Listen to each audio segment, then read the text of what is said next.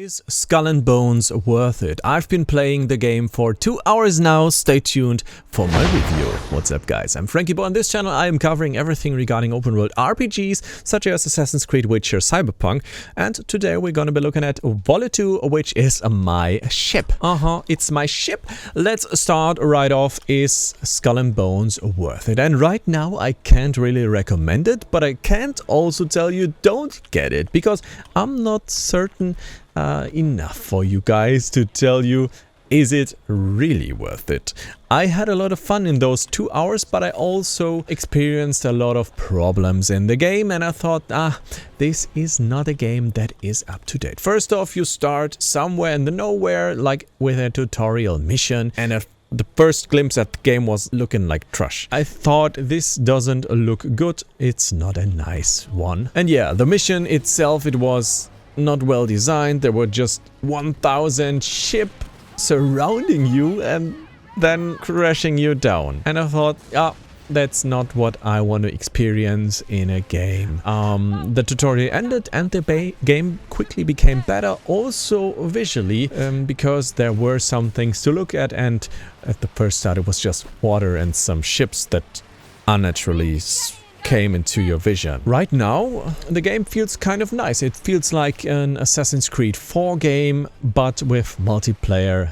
As you can see, here's another player. You can also ram them if you want to, and it won't damage them in the normal case. Depends on what type of gameplay you prefer, if you're in a PvP co-op or PvE situation. But you always have to keep in mind, it's not purely PvE possible. There are always other players roaming around the world, and for some missions they are gonna chase you. Definitely. It's like a multiplayer game, but also a little bit of playable in solo. I experienced a big bug. We were playing in co-op and the progression was not worldwide. It was like very buggy. There was one player that was quite ahead of the other two ones, and we couldn't complete any quests because of that. We were just stuck in conversations with NPCs that didn't appear.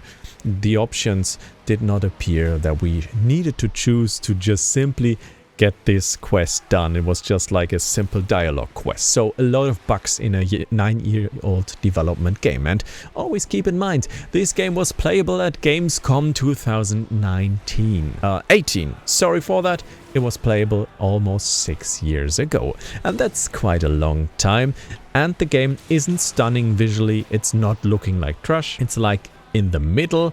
I would say it's not looking as good as Avatar. Of course, it's not a single-player open-world RPG. It's just a co-op, multiplayer-ish game, and you always have to consider that when judging over the visuals of a game. But yeah, it looks okay-ish in my opinion, and it should look better these days, for sure. I mean, my PC is capable of a lot more, and it's not even running hot on 4K max settings, 60 FPS locked. I think I could like double the FPS with that one, but I want to keep the PC cool. Yeah, as for consoles, I think it looks decent for consoles. No ray tracing as far as I can see. I don't think that's ray traced water effect, nope. But yeah, it's okay-ish. As for the gameplay, I'm quite motivated. I really loved the gameplay loop of Assassin's Creed 4. Black Flag, like grinding ship, is my thing. You have like different options for different cannons. On this boat we have 3 options: left, right, and the front. I have normal cannons. Here I have like these shotgun-ish weapons. They look really disastrous, and it's a lot of fun to use those. I really like that. And I like the variety of cannons you can choose for your boat. You always have this rock, paper, scissors game when you try to implement weapons for your boat and you encounter an enemy you don't know, or even encounter PvP. A lot of weapons are for certain situations, and you might be in a disadvantage or in an advantage in some situations. Oh yeah, we have some events like this call for help right here, some events that will just appear on the map. You can see different trade routes, etc. that you could try to get and loot some stuff from.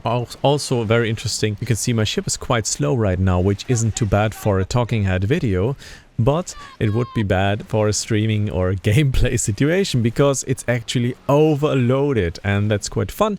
You always have to keep in mind how to manage the inventory of your ship. You can also put some things into the oceans, I think, and that's totally possible for you. Yep, you can jettison them. I don't know that word, to be honest, but yeah. And now we're not that overloaded anymore. What's the heavy thing? Maybe a little bit too many cannonballs. I will never be able to shoot those, like 1200.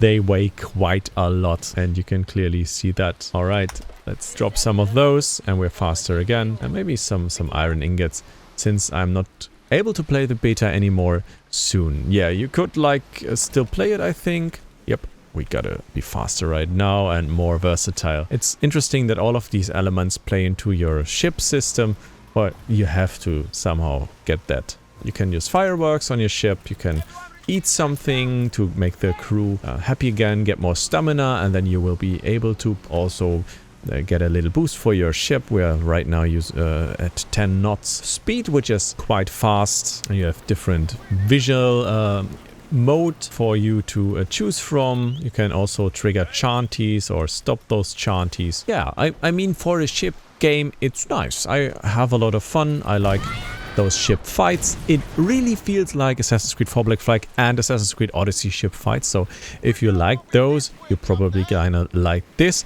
It's not like World of Warships. World of Warships is way more tactical. This is like going in for the broadside, entering the ship, healing up, getting out of the fight, getting back again.